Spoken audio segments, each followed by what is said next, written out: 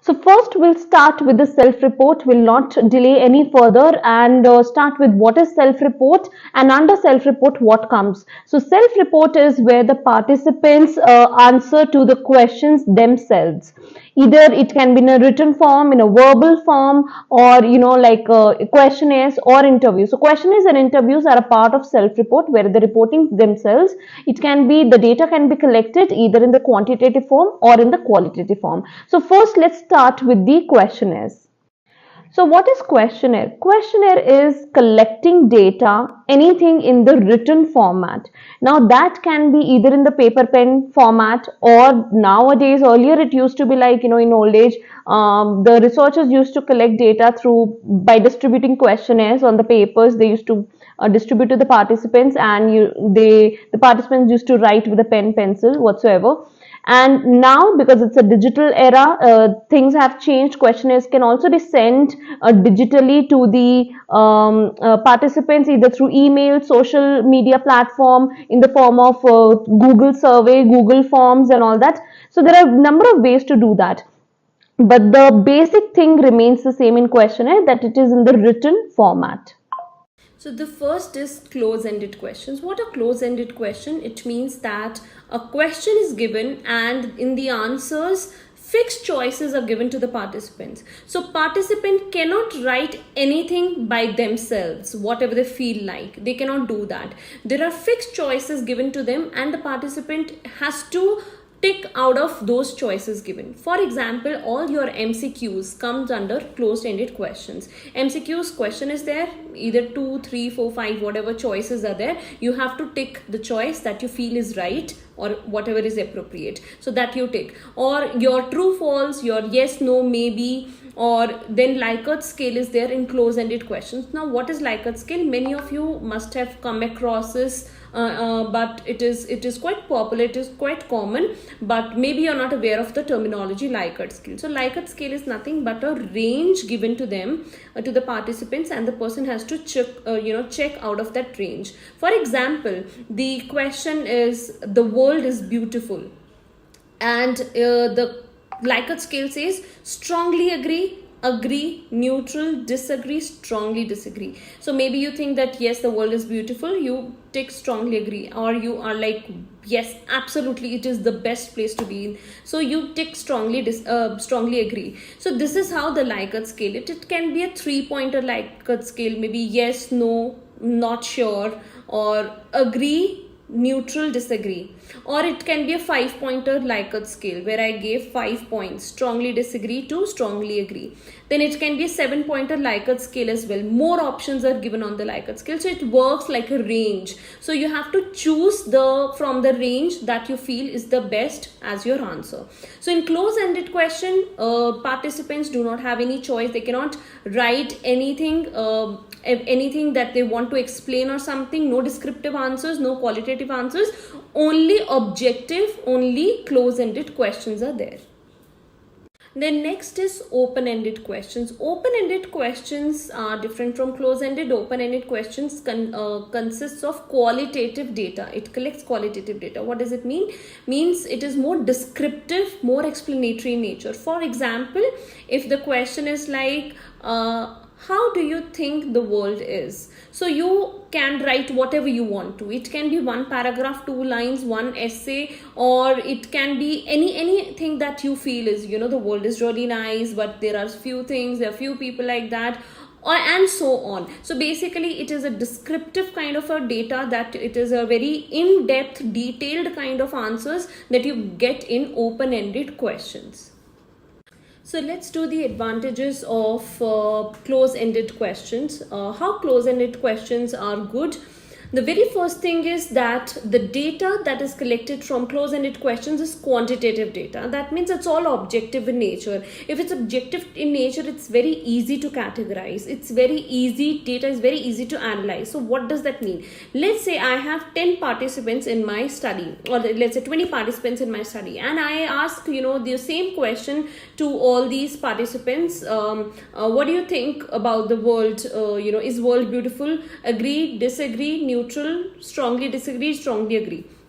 So let's say out of 20, 15 are there who say agree the world is beautiful, 3 say disagree, and rest 2 say that neutral. So it's very easy as an analyst for me to see the data and analyze it, that most of the people out of these participants, most of the people think that the world is beautiful. 15 out of 20 are saying so, and only very few chunk says that the world is not beautiful. So it's easier for me to analyze the data because there are fixed choices of the in the question given.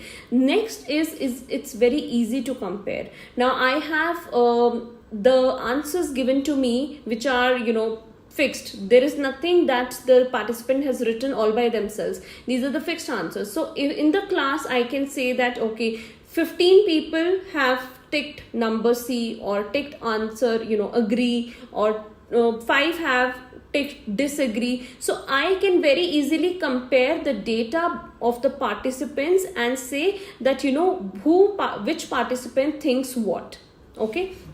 The third is high inter-rater reliability. So what do you mean by high inter-rater reliability? Means these quantitative data, objective data, it's not difficult to analyze. Anybody can do that. If I have the answers, so even if I am not a professional, if I am not an expert, I can check the answers. For example, let's say there are 20 MCQs given to participants in a class, to the students. And we have the answer key with us. I'm a psychology teacher. I come and check the answers and I give the marks. Okay, this person has got 8 out of 10. Now if I'm absent or I'm not there, let's say the maths teacher comes in. The maths teacher doesn't have any idea about the psychology answers, but they have the answer key. It's easy to analyze. Okay, for the first question A is the right answer, for second question the B is the right answer. So it's easier for them to analyze the data, and be it principal or even the peon of the school comes in, even they can do the analysis of the same if they have the answer key.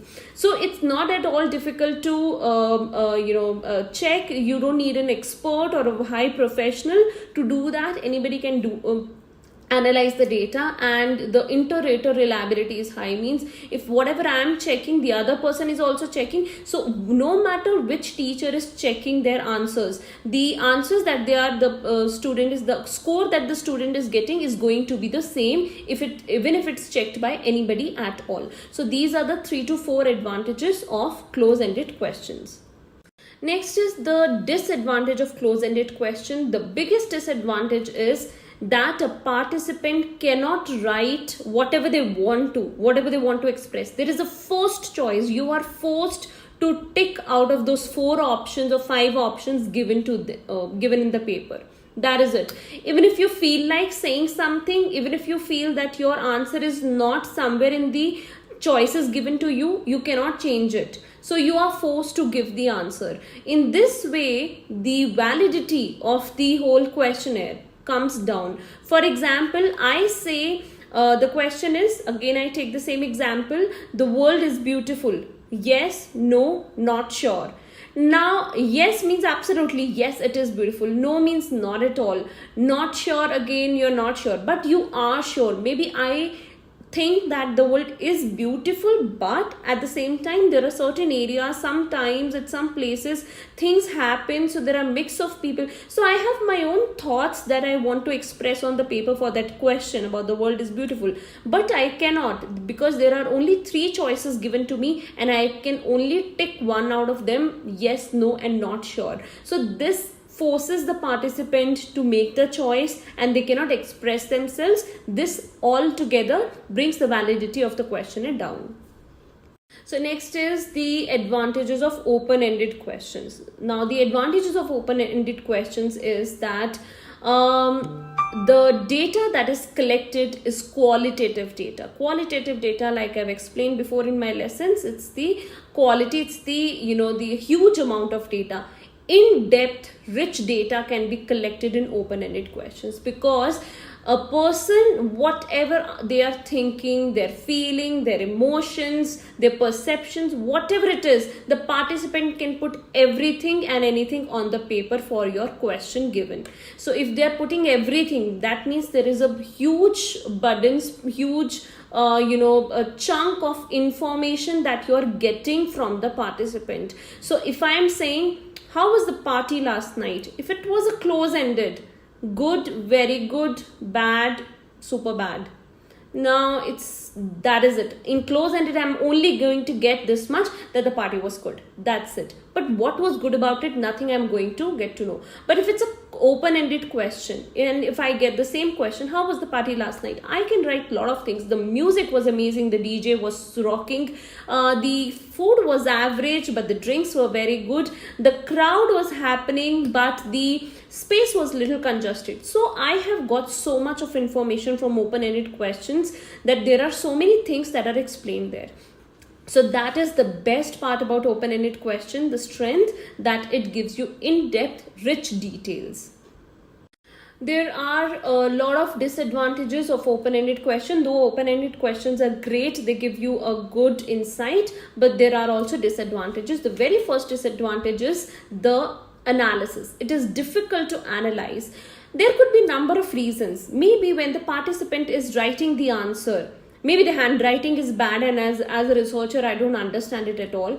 Or maybe the participant is not very expressive. Maybe they felt so much, there are a lot of emotions, but when they write down on the paper, they're not able to express themselves. So I don't understand, or maybe the answer is written are very vague in nature, and when I'm reading it, I just don't understand what this participant is trying to say. So the analysis becomes very difficult for me. Or there could be a researcher biasness as well. Maybe I perceive the answer in a very different way. So this also brings in low inter-rater reliability. So inter-rater reliability is less because maybe when I read the answer, now for example I'll compare it with the closed ones. Now in closed-ended questions, if the right answer is C, it is C. Or if the person thinks strongly disagree, even the maths teacher, principal or peon, anybody who checks, it's going to be strongly disagree, nothing can change about it. But when it comes to open-ended, if a paragraph is written for a given question, when I read the question, I perceive it in my own way. And I think that, this person doesn't like the world much. He has written very few lines on the good part. I think he's little, he doesn't like the world much.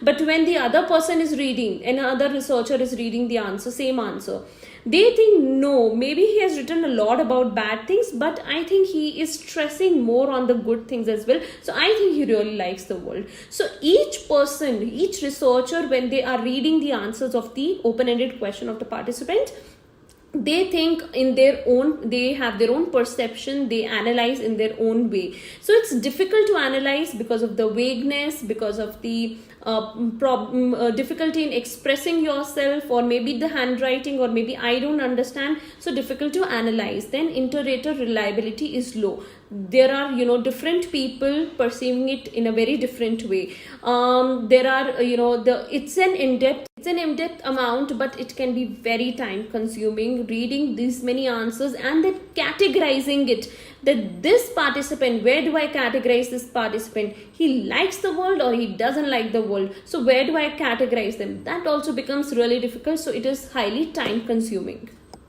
Now, in whole, about the questionnaires, leave alone the closed or open-ended questionnaires, what are the advantages and disadvantages of collecting the data in this method, that is questionnaires?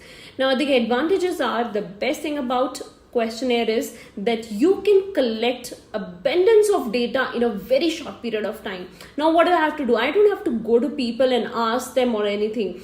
I have a questionnaire with me. I can email it to 10,000 people at the same time, or I can just put on any social media platform, or I just WhatsApp them in some group and it goes to n number of people.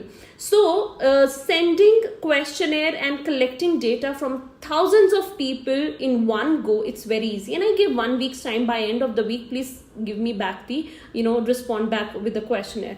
So they fill up the questionnaire and send it back to me. So within a 1 week, I have this good amount of data with me with a very short period of time. So it's very time saving. Another advantage is that it is less socially desirable. In the sense, let's say the participant, when I'm asking the questions right on the face, it's face to face. So the participant might feel little hesitant and they don't want to answer. They are a little uncomfortable. But let's say if it's in the questionnaire, maybe you feel that, okay, nobody's going to read, the name on the, like, whose paper is it. I can put it anonymous and nobody will get to know. So I don't have to pretend or fake. I can write whatever my heart says. So sometimes when somebody is not watching you, you feel that you're not being judged and you can write on the paper very easily, which you cannot tell the other person on their face. Another, now we are done with the advantages. The disadvantages of questionnaire is that first is, maybe people are not willing to write that much for your in-depth data. They are like open-ended questions. They are busy in their lives and they have so much other work to do. And if you give them hand over the open-ended questions, maybe they are not willing to write that much for you. Or even if it's a close-ended, it might happen that you distribute or email, send over, 1,000 of questionnaires to 1,000 people.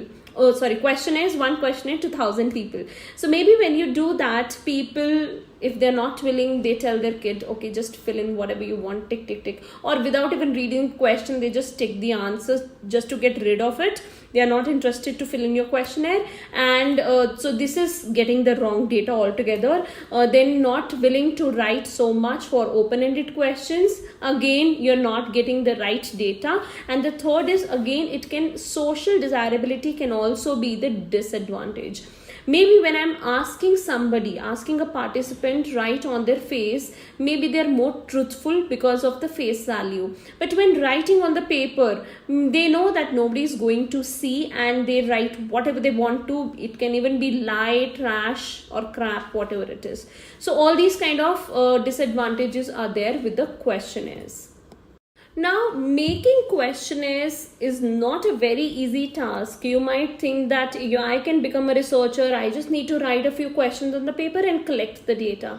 But it's not like that. You have to be very careful when you're making a questionnaire. There are a few points that you need to keep in your mind while making the questionnaire. So the very first is avoid double-barreled questions. So when you plan to become a researcher or when you plan to do a research, there are a few points you keep in mind. First is avoid double-barreled questions. What does it mean? It means that, for example, I'm writing a question. I get a lot of homework and a lot of exams in my school. Now in this question, the answers given, it's in closed-ended. Agree, strongly agree, yes, no, sure, maybe, whatever it is. Okay. Now in this, there are basically two questions coming in one question. There are a lot of exams and a lot of homework in my school. Now maybe you do have a lot of exams, but you don't really have any homework at all. So how you're going to answer in close-ended question? Or maybe you have a lot of homework but not the exams at all. There are hardly any exam, only finals is there. So how do you plan to answer? So don't ask two questions in one question. Second is ambiguous questions. Don't ask ambiguous question. What does that mean? Means don't ask unclear question. If your question is not clear to the participant, they will not understand, and participant would be, what is he trying to ask? So what do I write? So if the question they are not able to understand, how will they write? And whatever they write is going to be not very valid. Third point, don't use too many technical terms in the questionnaire, because you understand who is your audience. If your audience is the general population, then don't use too many technical terms. For example, I'm a psychologist, and in the question I write that so and so study had lot of demand characteristics. What do you think about it? Or so and so thing had a social desirable behavior. So person in general population, if you're not a psychology student, you won't know that what is social desirable, what is demand characteristics. So if you do not understand the question, if there are too many technical terms which are the general population is not familiar with, so it's not a good idea to put those terms in it. Next, avoid emotive language. What do you mean by emotive language? It means that don't use any such language in your questions that are too emotional, where you are pleading someone, where it's little offensive and the participant who is doing your questionnaire feels offensive about it, or they feel upset about it and they don't want to answer. So please, no emotive language. So here we are done with what are questionnaires, what are the type of questionnaires. For each type we had done advantages, disadvantages. We also did advantages, disadvantages of the questionnaires, and we also in the end did that what are the things you should avoid while making a questionnaire. There is one last thing that we'll be finishing in is the filler questions. Now what are filler questions? It means that while making a questionnaire, you put in the filler questions. Filler questions are the ones that is not relevant to the study at all. Now why this is done? For example, I want to study your habits. Okay, what are your habits? Now if I put 10 questions there in the questionnaire and you get the demand characteristics, remember demand characteristics are the hints. You get a hint that this researcher wants to study my habits and you want to be more socially desirable. So you write all, fake or pretentious answers that my habits are like perfectly well. I'm a very good habit, having a person of very good habits. So you write in that very manner. Now in this, what is happening? I'm not getting the true data because you have got the demand characteristics and now you're showing your social desirable behavior, which is not good for my study. So what do? I put filler questions in it.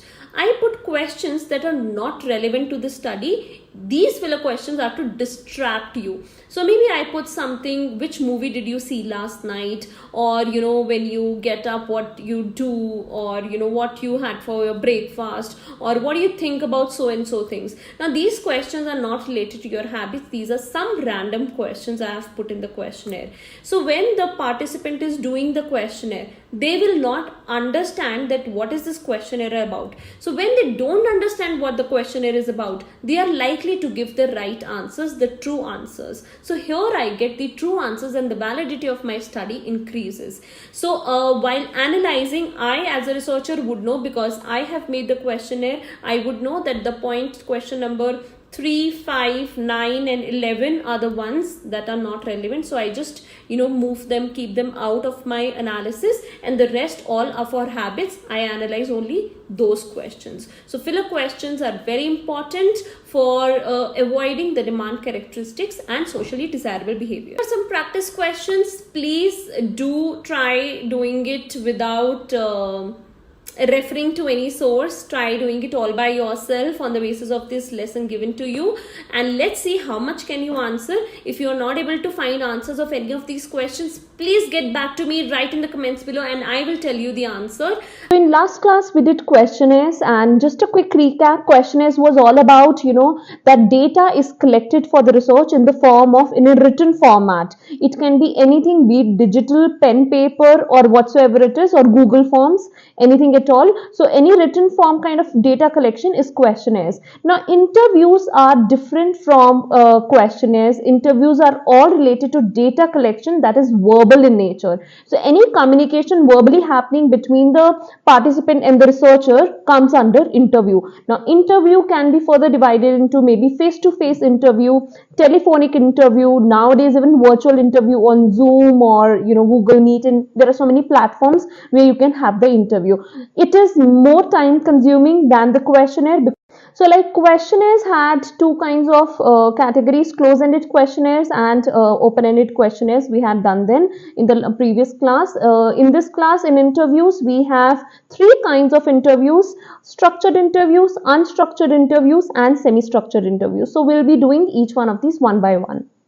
So let's first start with the structured interviews. What are structured interviews? It simply means that in structured interviews, the researcher pre-plans and has fixed number of questions already in the mind before actually taking the interview. So for example, I have a participant to whom I have to, whom I have to take the interview, and I have already prepared my 10 questions, list of 10 questions, and I plan to ask only these questions to the participant. So here it is pre-planned.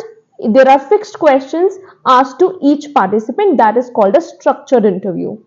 So the example of structured interview would be where any researcher wants to collect the data from various participants on one particular thing.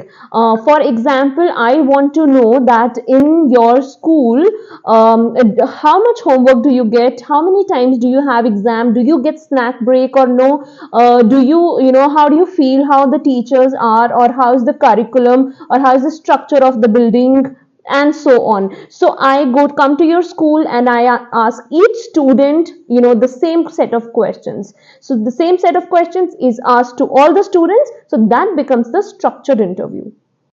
So what is unstructured interview? Unstructured interview is different from structured. In structured, we have pre-planned questions. In unstructured, we do not have a pre-planned or fixed questions. Our questions can vary randomly while we are taking the interview. Now, in this unstructured interview, the topic is pre-decided. That if I am a researcher or an interviewer, then I have to ask the interviewee or the participant about some topic. Now, the topic is decided already, that this is what I want to ask questions upon. But what questions that it would be can differ. Now, let's take an example here. You must have watched news channels or so where the TV anchor is taking a interview of a politician. Now there the topic remains the same, that TV anchor knows that today in this interview I'm going to ask about their political career, what all they have done, what all they have not done, whatever it is. So this is the topic that they plan to stick on to. Now the questions may vary. When they start off with asking a question, whatever the politician answers to that question, on the basis of that answer, the next question is framed by the interviewer. Then whatever second question is given to second question answer is given by the politician, the third question is again framed by the interviewer there and then. So every leading question may vary, may change. Whatever question comes to my mind at that point of time, I keep asking the interviewee about that. So in this, the questions are not pre-planned, only the topic is pre-planned, that what I'm going to ask, but whatever the answers the participant keeps giving, my questions will keep on changing with that. So it is an unstructured interview. Just like news channel, once you watch those kind of channels where TV anchor is asking a politician about it, you will get an idea of it. Then third is semi-structured interviews. Semi-structured interviews is a mix of structured and unstructured interviews. In semi-structured interviews, the topic is decided, few questions are pre-decided that this is what I am going to ask the participant, but some questions may vary. I don't know if you have watched or no, there are programs like where celebrities are called on the show, like Coffee with Karan, or there are some other shows as well where the host is asking the celebrity about, okay, which movie has come in, was it a hit or was it a flop, or why did you choose that movie, and what is going in your love life, and so on, things like that. So now here the few things are already decided, but he has to ask about their career, they has to ask about their love life, they have to ask about their flops or movies or work, whatever it is. So these are the questions I'll be asking. But there are some questions in between that may vary from celebrity to celebrity. Different celebrities have a different life, or different work altogether. So as a researcher, as an interviewer, I would be asking them different type of questions in between. So it's a mix of structured as well as unstructured questions. So that is called a semi-structured interview. Now let's compare all these three and see that what are the pros and what are the cons. So the strength of structured interviews, where all the questions are fixed, the biggest strength of structured interviews is that it is very easy to analyze and compare. So the comparison can be done. Why? Because let's say I'm a researcher and I have 10 students, 10 participants in front of me. I have asked the same question to each one of them. So since the questions are same, I can very well compare the answers of all these 10 and maybe make a graph of it, make a chart of it, and it's easy to analyze, compare, and tell, this is what it looks like. I gave you an example of me taking a structured interview in a school, asking about their snacks, about their homework, exams, and all that. So I can compare answers of all these school students and then come up with a report saying that 70% of them think that homework is too much in the school, and 30% think that exams are very hectic. There are too many exams happening in a year. So this how in a structured interview, since the questions are same, it's easier for me to compare all the answers. Whereas in unstructured interviews, it is difficult for me or almost impossible for me to compare the answers or compare the interviews. If to a politician I'm asking, then now their work, their political life, their whatsoever is altogether different from a celebrity, from some other TV celebrity or some other model celebrity or so whatsoever. So each one have their own work life, each one have their own life, personal life. So it's very difficult for me because the questions asked to each one of them is completely different. If the questions are different, obviously I cannot compare their answers. So in unstructured, comparison cannot be done. Another difference between structured and unstructured is structured interviews can be taken by a person who is not an expert, can be taken by anybody. If I write down 10 questions on a paper and I tell randomly anybody who is not a psychologist or not even an interviewer, I just randomly give that list of questions to anybody and say, go and ask 10 participants, what are the answers? Go take the interview. So that person only has to ask those 10 questions and record either with a recorder or writing. They just need to record all the answers, and that is all. So structured interview where the questions are fixed can be taken by anybody at all. You just need to record the answers.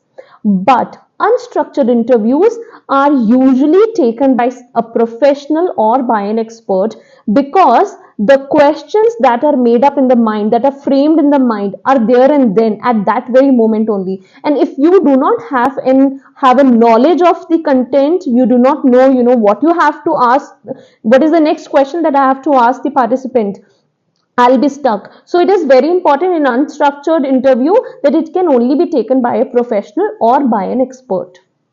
Now next is understanding the advantages and disadvantages of interview. Here I'm only talking about interview. I'm not talking about the types, not about structured, unstructured.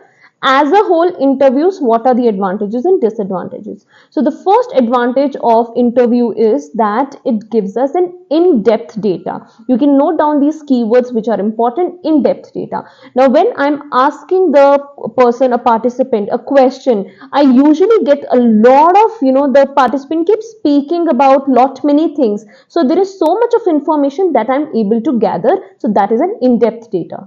Second advantage of interviews is, especially when it comes to semi-structured interviews, that it gives me a very good insight of what the person thinks about their thoughts, feelings, and emotions. Because in unstructured, there are no fixed questions. So the questions are not just what I think. So before I start the interview, I might have limited thoughts in my mind, hence I have made just 10 questions. But in unstructured interview, what is happening as I meet the person, maybe while talking to that person, I keep coming up with new questions all the time and I keep asking them more and more. So in unstructured interviews, what happens, the advantage is that I get a very good in-depth data, I get a rich data and information and lot of insight in what their thoughts are, what are their feelings and what are their emotions. The third advantage of interviews is that, which is, let's compare it with the questionnaires here. Now, data is being collected by questionnaires as well as in interviews. But in questionnaire, whatever is written on the paper, you can only read that and know what the participant thinks. So that is what you have it. But in interview, whatever they're speaking along with the non-verbal communication. So this is the most important thing that interview has as an advantage. In questionnaire, you cannot see how the person is reacting, what are their gestures, what is the body posture, what are their expressions, what is their tone, nothing. They can only see whatever is written on the paper, and that is all the information that you can get in a questionnaire. But in an interview, you can get all the non-verbal cues. While talking to the person, I'm not just getting data, whatever they're speaking, along with what they're speaking, I'm also able to see their hand movements, their gestures, their expressions, their body posture, body language. With all this, I'm able to gather much richer data than what I can get from the questionnaires. And fourth advantage of interview is that one of the interviews which I told you earlier about is telephonic interview. Now in interviews, what happens, we actually have to go and meet. I'll again compare it with questionnaire. Questionnaire, you can send it through email, you can post it, you can send it through WhatsApp, Google form, anyhow in any digital way or in physical way, you can send the questionnaire and get the results. But in interviews, what has to happen? You have to go meet the person and take the interview. But nowadays this is not a problem at all, because we can have telephonic, we can have virtual meet, or in any form of digital way we can have the interview. So this has become very easy for us and it is very cost effective. If I talk about virtual, if I talk about telephonic interview, I just have to give them a call and I don't have to really buy a plane ticket or drive to that person and meet them. So this becomes very easy for me. Telephonic or a virtual interview, I can take the interview and it becomes very cost effective as well. So we are done with 4 advantages of interviews. Let's start with the disadvantages. So the very first disadvantage of interview is that it can be socially desirable. So what does that mean? A participant can behave in a socially desirable manner which can lower the validity of my interview. In last class or in a few classes back, I told you what social desirability is. It means that you behave in such a manner that you're socially accepted, that you are not giving true answers. You might fake or pretend or might try to give answers which are pleasing the other person, pleasing the interviewer. So when the person is sitting in the interview, right, face to face, they might get a feeling that here, this interviewer might judge me, or what will they think about me if I say this. So that eye contact and face to face talking can make a person feel nervous, more on anxiety, and they might feel that I might be judged on what I'm going to say. So they start showing socially desirable behavior. So when they start showing social desirable behavior, the validity of the data goes down. The second disadvantage of interviews is that it can be researcher biasness can be there. So what does that mean? For example, I'm an interviewer and the other person, the participant who is sitting there, is giving me the interview. Now, whatever the data is being collected, I'm recording the data. I have my own perceptions, I have my own vibes, I have my own thought process. So I might judge, as a researcher, I might judge the other person, or maybe I'm not liking their tone, I'm not liking their body language, and I feel it's a little offensive, or how they are, talking to me, or things like that. Maybe it's the body aura or something like that. So what happens is I might form a perception of that person in my own way, and this might lead to lower validity and researcher biasness. So this researcher biasness can actually be a disadvantage, where I'm not collecting the data as I should be. I'm just being a little biased while taking the interview. So the third disadvantage is the difficulty in taking the interview. That means, for example, there is a remote area. As a researcher, I want to take interview of people in a very small village, how they are, adjusting their lives in that very remote area of a country or a city. So now what happens is, I am not able to go there. It could be transportation issue, or I am not able to go there because I'm not able to find location, or whatever reason is this. Or these people, because they are not, they are illiterate, they are not able to travel, they don't know how to travel to my place to give the interview. So in such kind of cases, it is difficult for an interviewer or for the interviewee to actually travel and give face to face interviews, because it's a remote area. Or maybe the participant whom I want to take the interview of, maybe they are ill, sick, or maybe they are handicapped, and they are not able to really come up to the place to give the interview. And it can also be a problem with telephonic, or just not face to face, but telephonic and virtual as well. Maybe this remote area doesn't have any internet at all, or there are no phone lines also. So it becomes very difficult for me to take the face to face or any kind of interview here. The fourth disadvantage is, especially when we talk about telephonic interview. Now, virtual is fine, face to face is fine, but when it becomes a telephonic interview, though I said it's very cost effective, it's very easy, but at the same time, it's a telephonic. I will not be able to see any non-verbal communication, so no non-verbal cues will be gathered by me as a researcher. I'm saying as by a researcher. Now, in this, what happens?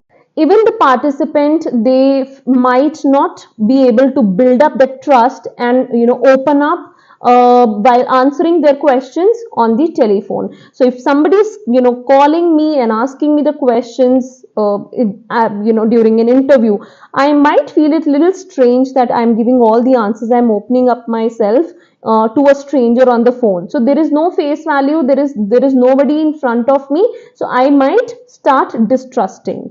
So, well, these were the disadvantages of interviews. So, since we are done with the interviews today, I hope you learnt well, you understood the concept well.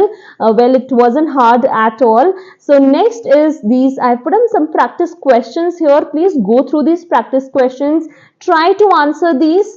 And in case you're not able to understand any question, you don't know how to answer a specific question, please write in the comment below, and I will definitely get back to you to help you out with the answers. Or if you want, you can even comment and request for the answers video, and I'll make a separate video where I'm answering all these practice questions for you.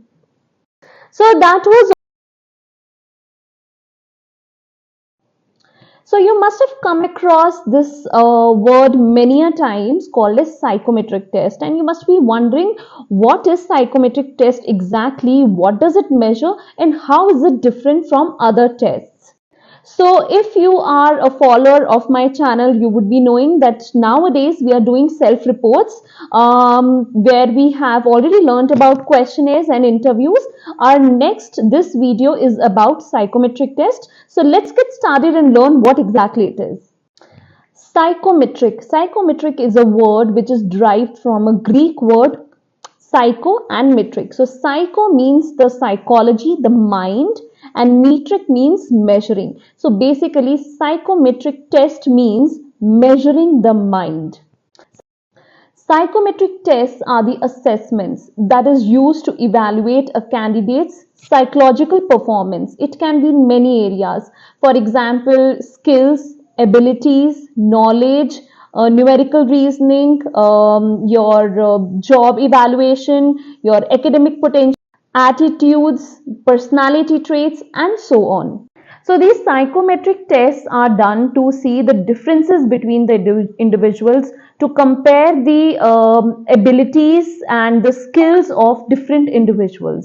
So what is floor and what is seeding effect? Like I told you that we have to see the differences between or compare the skills and abilities of different individuals. So for that, I'll be telling you what is floor and what is seeding effect. I'll give an example to make you understand better. So let's say I have a class of 20 students, and this is a class grade 11 or grade 12.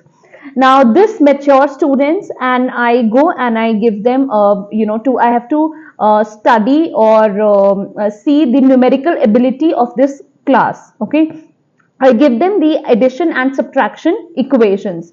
Now obviously it's a grade 11, it's a matured students are there. They are very easily able to do plus minus, addition and subtraction. The whole class do it 99% correct. Now what happens? I have to see the numerical ability of this class. Now the test was super easy. Because the test is super easy, everybody was able to do it. I have to say that the whole class has a superb numerical ability. Now, in reality, this cannot be there. It is not possible because everybody doesn't have the same or very high numerical ability. Everybody would be somewhere around average. Some would be having high, some would be having low, right? So, but in this case, what is happening? Everybody is at the same level. Everybody has a high numerical ability. This happened. This difference. There was no difference among the individuals. Everybody got almost the same score. The test was super easy. So this is called a ceiling effect. Everybody is at that level. So this is called a ceiling effect. I'm not able to differentiate the numerical ability of different participants. Now let's say this is grade 11 again, and I give them in another paper, and this level is of engineering. Some IIT, some engineering level questions are there of the maths for these students. None of them are able to solve it. Maybe like 0.1% are able to solve it, and almost everybody is, just fails in the paper. So now what happens? Everybody has got zero almost in their test. Now, since everybody is getting a zero, I cannot say that this class has a very poor numerical ability. This will be called as floor effect. So floor effect means that everybody has got a very low score. Again, if everybody has got a low score, I cannot say that everybody has a bad numerical ability because I cannot differentiate between the individual. So my test should be designed in a manner that all kind of questions should be there. Definitely the average level questions for the audience should be there. Some of them should be hard, some of them should be easy. So easy, medium and hard. Only then I'll be able to differentiate. Most of the average students would be able to solve the average level of difficulty. Some bright students will be able to do the harder ones, and the ones that are not very good with numerical ability might be able to do some easier ones as well. So in this case, the getting the differentiation between the individuals becomes easier, and we need to avoid ceiling and floor effect in psychometric test. So let's do the strengths and weaknesses of psychometric test. The first strength of psychometric test is that it is objective in nature. It is objective in nature. Numerical data is collected. That means it is easy to analyze and easy to compare as well. It is not subjective at all. The second advantage is that since it is collected fast and is very cost effective, very easily we can get to know the differences, or we can compare and get to know the differences between the individual. For example, if I'm conducting an interview and I want to do a job, or I want to measure the job potentiality, so I'll be doing a psychometric test where I will get to know very easily that this job is which candidate out of all these is the most suitable for this kind of job. So it makes my work pretty effective. Then next is disadvantages of psychometric test. The first disadvantage is that it can have demand characteristics. We have done what is demand characteristic before. It means to have a hint or to get a hint of the or aim of the study. So if a candidate gets to know that what you are trying to figure out, what you are trying to measure here, there might be a possibility that they try to fake or pretend or alter their answers. So that if I know that in this kind of a job an extrovert is needed, maybe it's a marketing job, and I have gone there as a candidate, maybe I'm a big introvert, but I think that here socializing, marketing, being extrovert is very important here. So I might alter my behavior in a way because I know that what you're trying to discover. Accordingly, I can get the job, so I can fake here. Another disadvantage is the validity and the reliability can be reduced in a way that, for example, if it's a numerical ability or if it's a language ability test or something like that, maybe if I'm under the stress, I will not be able to perform well. Maybe I do have good analytical skills, good reasoning or logical skills or numerical ability skills. I do have all these things. Just because I'm nervous, I'm having anxiety, I'm not able to perform better, I perform low, hence the score comes in low, which is not required in whatever job or whatever they were thinking. So here we are done with the psychometric test. I hope it was helpful and you understood the concepts really well. I have put up some questions, practice questions for you all. Please do these practice questions and write in the comments below how did you find the practice questions. Were you able to solve it or no? If not, then you may request for the answers and I will surely get back to you with the answers. Or if you know the answers, you can even write down your answers in the comments below. Case studies. Case study is basically a detailed investigation of one single individual, or it can be sometimes a group, small group as well, maybe a family or a shop or maybe a health clinic. We tend to do a case study where the case is very unusual or a very rare case. So there are certain key features that we consider in the case study. So the main key feature, first one, is that we use number of tools or number of techniques and methods of collecting data. Now there are a number of data collection methods and research methods like observation, interviews, questionnaires and so on. So in case study, this is the main key feature that we can use for one single case study, maybe a questionnaire, observation as well, interviews are also included. So multiple methods when are used, it is called as triangulation. Is usually collected over a long period of time. So this kind of study is not there just for one day or something. It can be studied for over a period of time, like for months or maybe sometime for years. So it is called as longitudinal study. Usually the data that is collected for case studies is a combination of quantitative as well as qualitative data. This data can be collected by the participant themselves on whom we are doing the case study, or it can be data collected from their family members, from their neighbors, or from people known to that person. For example, if we are studying somebody's phobia, so in this case one participant we are doing the case study on, we want to know that how phobia happened or how it started or what caused the phobia. So the investigation is on the person and the data can be collected from various different sources.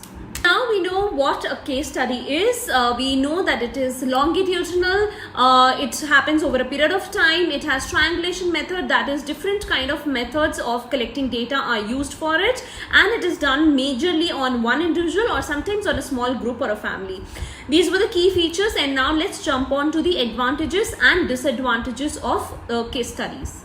There are two advantages of case study. The first advantage is that it gives us very good amount of rich in depth detailed information and data of an individual or the group that we are trying to study.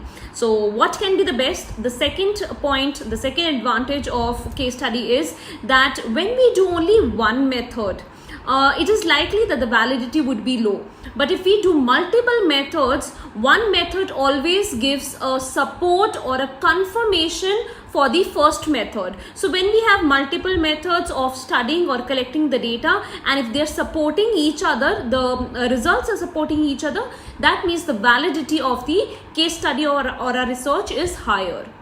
Disadvantage of a case study is that usually in this case where a researcher works very closely with the participant, they spend a lot of time together for months or maybe for years while collecting the data. So what happens is when they become very close, the researcher and the participant become very close, it is likely that the researcher might get influenced by the participant and our whole perception changes. So when we are continuously with one person, we tend to get influenced and maybe our perception changes and I might become little biased. So that is the problem with the case study, that over a period of time there are a lot of things that come up on the way and the researcher can show the researcher biasness. Second disadvantage of case study is that it is very less objective and very much subjective. Less objective means that there is very less numerical data or anything like that. More of subjective it is, because there are detailed answers, observations are there, interviews are there. So the perception of one researcher may vary from the another researcher. So there are, each researcher, whosoever is observing the case study or who is reading the case study, might have their own views, might, their perception might vary. So the objectivity is less and the subjectivity is higher in case studies. The third and most important disadvantage of case study is that it cannot be replicated. It is not generalizable. So it cannot be replicated because there is so much of data that we are collecting. We are doing the observations, and maybe the observation that I have done today, maybe tomorrow I don't do that kind of observation. Maybe the scenario is changed, maybe the context is changed, the mood of the person is different. So whatever data I am collecting at that very moment, maybe later on I am not able to replicate it the same way. So it's very complicated. You can't do the same methods again and get similar kind of data. So that becomes very difficult. So the replication of case study is different. Even the replication of the case study from one person to the other person is different. In one case, there are many other situational things that are affecting the person, and when I cannot replicate the same study to some other individual. And the second thing here is it's not generalizable. Like for example, I give you an example of phobia. So one child, maybe how the phobia was developed, or what caused it, over a period of the time, how it developed, and things like that are there. Now whatever is the case in this case study of a child who has developed phobia, that might not be generalizable to the other population. Means it is not, we cannot imply the same thing that these are the reasons that how phobia happens. We cannot say that, because here we are taking just one individual. So I cannot generalize it to the bigger population. So here we are done with what is case study, what are the advantages and disadvantages. I hope you understood well. If you have not understood anything at all, please write in the comment below and I'll definitely answer to that. So note down here, I have written some practice questions. Please try doing it and see if you're able to answer these. You can write in the comments below the answers and I'll correct it for you. And if you are not able to get the answers, even then let me know. I can give the answers to you. Observation simply means to observe, to see the participants and record the data. In questionnaires and interviews, usually the data is recorded when the researcher directly or indirectly deals or gets in touch with the participant. But in observation, the researcher might or might not get in touch with the participant and simply observe and record the data. There are 8 kinds of observational methods. We'll be doing it one by one. First is overt observation. In overt observation, the participants are aware and they know that they are being observed. For example, if I am a researcher, I go in a classroom where the students are sitting, I sit there and start observing and start collecting the data. They know that they are being observed at that very moment. Second is covert observation. In covert observation, the participant is not aware that they are being observed. For example, if I am a researcher, I go and sit in a park where small kids are playing and I start seeing them, observing them, and I collect data. But the kids here in the park, they just see me that I'm sitting there, but they have no idea that they are being observed by me. That is a covert observation. What is participant observation? In participant observation, the researcher becomes a part of the social setting, and while they are continuously actively interacting with the participants, they are also recording, they are also maintaining the data. For example, I go to a social event or classroom is there and I'm talking to the students or talking to the participants there. At the same time, I'm also making the notes. So I, as a researcher, I'm a part of that event and I'm also collecting data at the same moment. Is called a participant observation. Fourth is non-participant observation. In this kind of observation, the researcher does not become a part of that social setting. They are not interacting with the participants, but they are observing them, maybe from a distance. For example, there is this party going on and I go to this party. I am standing at some distance. I am observing everybody and I'm taking the data, recording the data. But at the same time, I'm not interacting with anyone. I'm not actively involved in any kind of activity with the participant. So that is a non-participant observation. Fifth is structured observation. In structured observation, the researcher has a pre-plan that this is the particular behavior that I want to observe. I'll give an example here. For example, I'm a researcher and I go to a social setting, for example this park where the kids are playing, and to be very specific, there is only one or two kind of behavior that I want to study. I want to see how small children share things with each other. That is all I want to see. So this is the only thing that I observe and record in my data. Other behaviors, like if they are hitting anybody, if they are shouting, screaming, or what kind of swings they are onto, or what they are talking to each other, all these behavior I simply ignore. It's a structured observation where I just see one or two particular behaviors which I plan to study or observe. Another sixth is unstructured observation. In unstructured observation, I do not plan to study one typical kind of a behavior or something. I observe everything, that whatever comes my way, that is being observed. Now I take the same example of a park. Here I don't go with an intention of studying just the sharing between the kids. I observe how kids are behaving in the park, and it can include all the variety of behavior that kids show. How much they scream, how do they talk, what swings are they taking, how do they interact with each other, they are coming late or going early, on whatsoever comes on my way. So everything is recorded. That is an unstructured observation. Seventh is naturalistic observation. In naturalistic observation, the observer observes the participants in the real world setting. For example, I go to a mall and I just sit there on a bench on a side and start observing how women are, behaving during the sale time, or how happy they are when the sale is going on. So I am observing all these kind of things. So the women, they know or they don't know, that is not the thing. But they are in their real world setting, in their natural setting. And I, as a researcher or an observer, I am observing them in their real world setting, is called a naturalistic observation.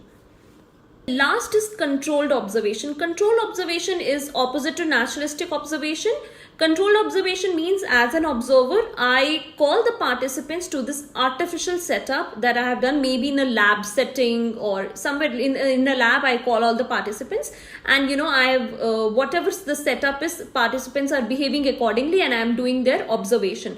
So in the lab setting, a lot of variables are controlled, and in that lab setting, I do the observation, which is called a controlled observation. Since you are aware of all 8 kind of observations, we are going to compare all these observations with each other and see that what are the advantages and disadvantages and the comparison between all these kind of observations. First advantage of observations is that structured observations are better than the unstructured observations, in a way that in structured observation, we already know as a researcher that what I am going to study, it's a predetermined thing, and I already have operationalized it. I've already cut into chunks, into small components, and I know that this is what I'm going to study. So it's more reliable, and also that there is a consistency between different observers. So in that case, structured is better than the unstructured observation. The second advantage of observation is that unstructured observations are good, in the sense that especially when I am planning to do a pilot study. For example, I am a researcher and I don't really know that what I want to study. I go to this park. I'm not very sure what kind of behavior I'm planning to study in my main research. So I am just a beginner as a researcher. I go to this park and I consider all kinds of behaviors of these kids in a park. So that is an unstructured observation, which is good in a way to tell me that what I can plan for my main study. Third advantage is that overt observation is a very ethical kind of observation, because in overt observation, participants are aware that they are being observed or studied by the researcher. So it's ethically correct. I mean, a participant is a part of a research, so they should be aware, they should not be deceived about it, and if they are informed about it, it's ethically correct. Advantage is covert observations are good, are more reliable, because in covert observation the participants are not aware that they are being part of the study. So when the participant doesn't know that they are a part of the study, they are likely to behave in a very natural manner. There are no demand characteristics and they might not show any kind of social desirable behaviors. So when they are natural, the results whatever comes are true to itself. So in a way the result is very reliable in nature in covert observations. Advantage of participant observation is that if I'm a researcher, I'm not standing very far from the social setting. I'm a part of social setting. So as a researcher, when I'm part of social setting, interacting with the participants, I am involved in the activities that the participants are doing and then doing the observation. It gives me a very rich in-depth data, good quality data. So that is good for my research. Next is advantage of non-participant observation. Now, non-participant observation is good in a way that when I'm standing as a researcher, when I'm standing far away from the social setting, I'm not involved in the social setting, means my perception is going to be very objective in nature. So whatever I observe, it is very objective. Because when I come nearer to I become a part of the social setting, I might become a little biased. I perceive things in a different way. When I'm interacting with them, my perception might change. So standing away from the participants, from the social setting and then observing makes my findings more objective in nature. Next is the advantage of naturalistic observation. It is good in a way that in naturalistic observation, the participants are moving in their natural real world setting. So that means when they are in the real world setting, they are likely to behave in a very normal and natural manner. So there are no pretense or no fake behavior. So the ecological validity of my study is going to be high in naturalistic observation. Last advantage is advantage of controlled observations. In controlled observation, there are many factors, variables that are very well controlled. It becomes very standardized. It is an artificial setting where as a researcher, I'm taking care of so many variables and the process can be replicated many a times. Even the other observers can, can do this experiment again and again. So the reliability is high, standardization is high, less of extraneous variables and easy to replicate and even easy to compare. We are done with the advantages. Now let's do the disadvantages of observations. First disadvantage is of unstructured observation. In unstructured observation, like I told you, that all kinds of behaviors are being recorded by the researcher. Now, when all kinds of behaviors are being recorded by the researcher, I am not considering any one, and I might, it becomes so difficult for me to record every kind of behavior. For example, I'm in this park and I see so many kids interacting with each other. There are around 50 kids in the park who are playing. It becomes so difficult for me to observe every kind of behavior. In that case, I miss some kinds of behaviors. So that becomes a problem for the unstructured observation.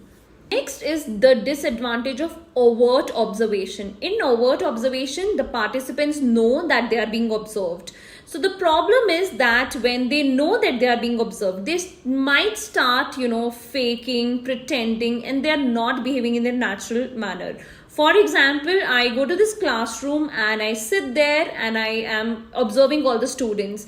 Now, maybe those students are very naughty and, they are very indisciplined kind of students and they giggle and joke in the class and everything going on. But when they know that I am observing them, they might, pretend to be very disciplined, sit quietly and not laughing or giggling and not talking at all and showing the best of their behavior. So here my results are skewed. Next disadvantage of covert observation is that in covert, participants don't know that they are being observed. So it is less ethical because a participant who is being observed, I'm recording a data on that participant. That participant has no clue that I'm in a part of a study, I'm being observed. So that's ethically incorrect. Next is disadvantage of participant observation. In participant observation, like we know that the researcher becomes a part of the social setting. So when the researcher becomes a part of the social setting, the researcher and the participant might become too close or too personal, and they're interacting too much about various things. So when there is a lot of interaction going on, there might seep in researcher biasness, and the objectivity reduces in this kind of an observation. Disadvantage of non-participant observation. Now, though the researcher is not a part of the social setting, they are standing far away from the social setting and they are doing the observation. The objectivity is good, but then they might miss many things. They are not a part, they are not close to the social setting, they are far off. So when they're far off, they might miss many important things that could be important for the research. Disadvantage of naturalistic observation is that it happens in the natural environment, in the real world setting. It is very good in a way that people are behaving naturally, but the problem is that there are many variables that cannot be controlled by the observer, the extraneous variables. For example, I as a researcher go to this mall where I gave you an example that the sale is going on and women are going all over the sale and they're so happy about the sale and they're shopping. But the thing could be, even if the sale is going on, maybe that day, that is the last day of the sale, and women are not finding good stuff and they're being grumpy and they're sad about it, they're not as much happy. So in my record, maybe I write or I record that women are usually not happy when the sale is on. So that might skew my result because there are a lot of extraneous variables that I'm not able to control in naturalistic observation. The last disadvantage of controlled observation is that in the controlled observation, that is kind of a lab experiment where I'm calling the participants, they are in the artificial setting and they know that they are being observed. In that case, I am able to take care of, a lot of control, a lot of extraneous variables, which is a good thing. But the problem is that participants might behave in a very social, desirable manner. They know that they are being observed. For example, these mall ladies. Now I, put up good stuff in my lab and I call all these ladies to my lab setting and I say, see, this is sale going on. Why don't you buy things from here? And they know that they're in the lab. They are, being observed by me as a researcher. So they might not show that kind of excitement or the enthusiasm while shopping, and they might, be very sophisticatedly or very in the subtle behavior. So they might change their behavior, which is not natural, and this might skew my results. Here we are done with the observation. What is observation? The 8 types of observation, the advantages and disadvantages. I hope it was clear to you. I've put up some nice practice questions for you all. Please try doing these practice questions. Test yourself. And if you know the answers, you can write in the comments below and you can ask me to correct it for you. And if you don't know the answers, even then you can write and tell me if you want me to give you the answers. So I'll definitely help you out with that. Correlational studies are different from experiments. How? In experiments, there are 2 variables and we can see the cause and effect relationship. But in correlation, there is no cause and effect relation. I'll give you an example here. For example, I want to study the amount of coffee that you take affects your sleep. So here the independent variable is coffee that you are drinking.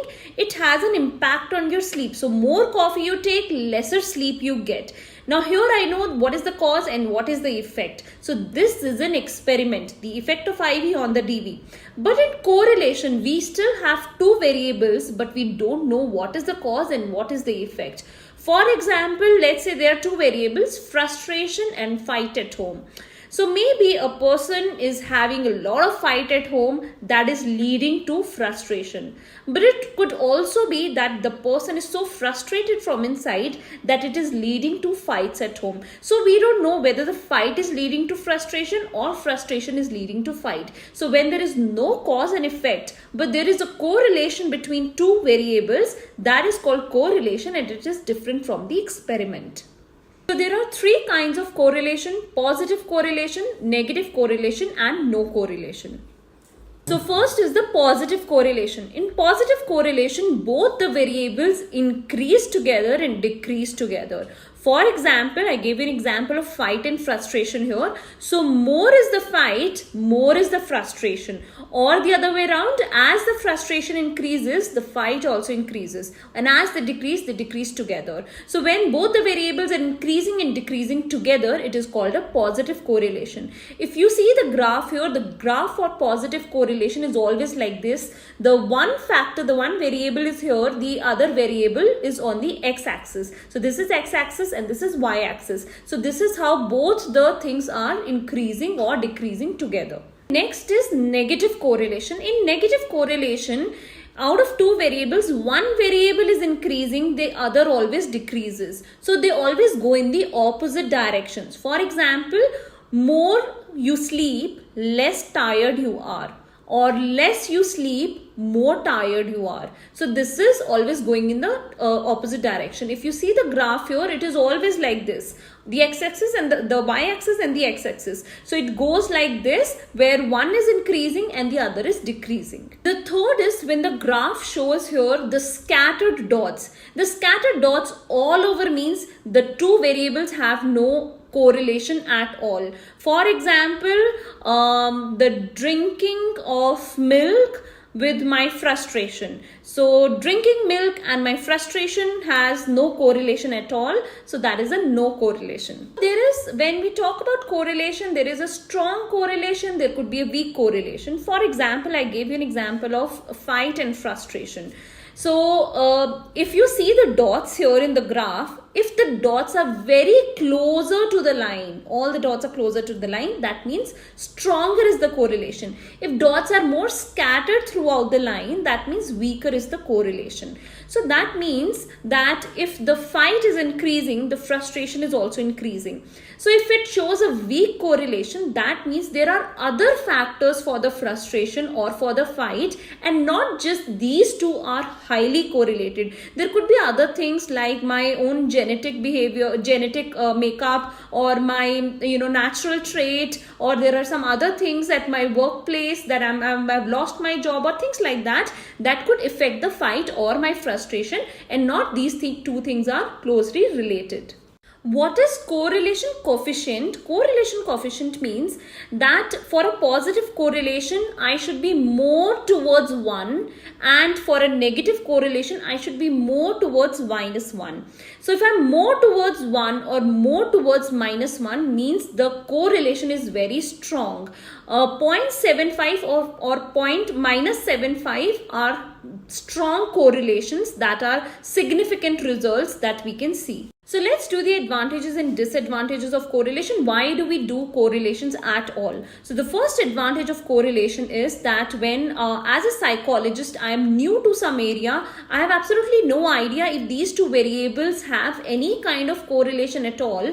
That is when I study the correlations. So for example, I want to study that the stress on children's life and homework given at school. So this is, for example, as a psychologist, a very new area for me, and I want to study, is there actually any relationship at all between the homework given and the stress of a child? So here I do the correlation. Sometimes in some studies we are, as a researcher, we are not allowed, or maybe it's ethically incorrect to manipulate the IV. In that case, when we cannot manipulate the IV, the independent variable, in that case we can just study the correlation between two things. So this is second advantage of studying correlations.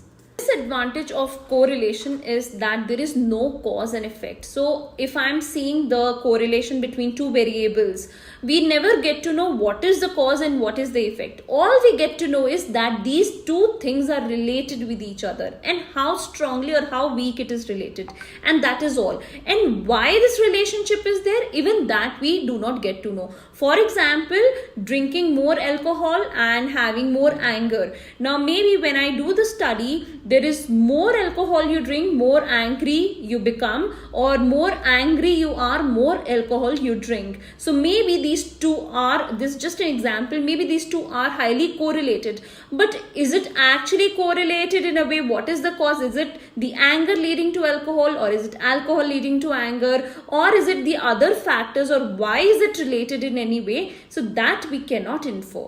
And in here we can only see, this is the second disadvantage, that we can only see the connection between the two variables.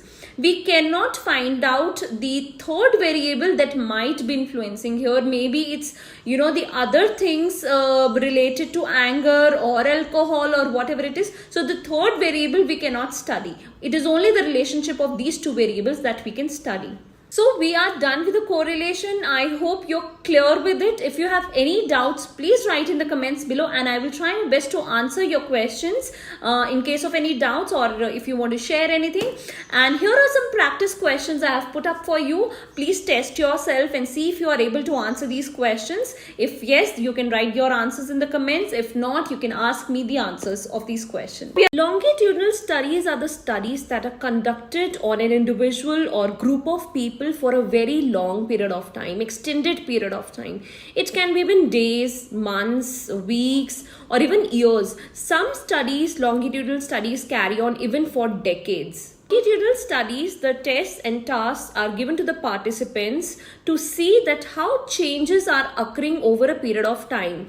Changes as in changes in their thoughts, in their behavior, their feelings, opinions, and so on. So the participants of longitudinal designs need to be recontacted over time for repeated testings. This testing needs to be standardized for valid and reliable comparisons to be made between the participants' scores over time. Longitudinal studies can include a various number of techniques like interviews, observations, questionnaires, psychometric tests, and so on. Examples of longitudinal studies are when the researcher has to see that how, for example, stress has an impact on the mental health of a person, or how a certain diet plan or doing exercise actually improves the lifestyle or improves the health of a person. So to see this, the person is studied over a period of time on regular intervals to see that how the gradual changes are occurring. Longitudinal studies are better than cross-sectional studies. Reason being, in cross-sectional studies, the study is done only one time on one group of participants. So maybe every time we replicate the study, then participants that we use in one study can change, and this can lead to individual differences. But in longitudinal studies, the participants don't change. The study is done on the same participants for a longer period of time. This reduces the individual differences, and this is one of the biggest advantage of longitudinal studies. Advantage of longitudinal studies is that these studies are very helpful when we have to see something for a very longer period of time, which is not at all possible in just one single test or one single data collection method.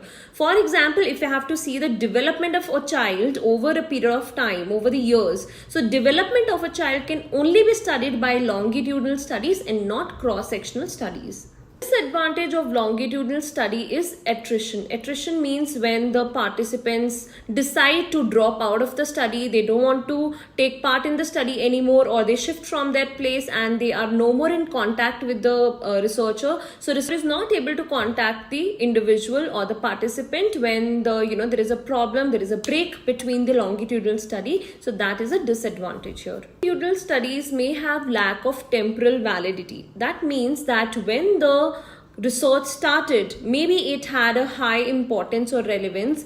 Over a period of time, maybe if the research longitudinal study happened for, let's say, 10 years. After 10 years, whenever the results come in, the findings we have got. But the problem is that now these findings are not relevant to our society anymore. For example, as a researcher, I started doing a study where I wanted to see the effect of Telegram on the connection of people in the world. So how Telegram is connecting people in the world. Meanwhile, while I was doing my study, mobile phone came in. So because it became a digital era, mobile phones came in. Now this Telegram is no more relevant that much as it was 10 years back. So till the time my study came out, the results of the study came out, this whole study was not relevant to our society anymore.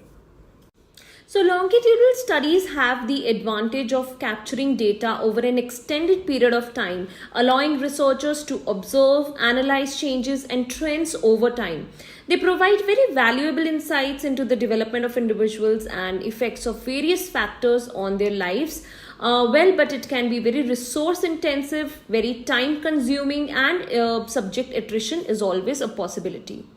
One of the famous examples of longitudinal study is Minnesota twin study. It was conducted over a period of 11 years where the researchers wanted to see that twins do not just look alike, but their personality traits, their behavioral, these things are also common amongst the twins. So this study was carried for 11 years, which makes it a longitudinal study.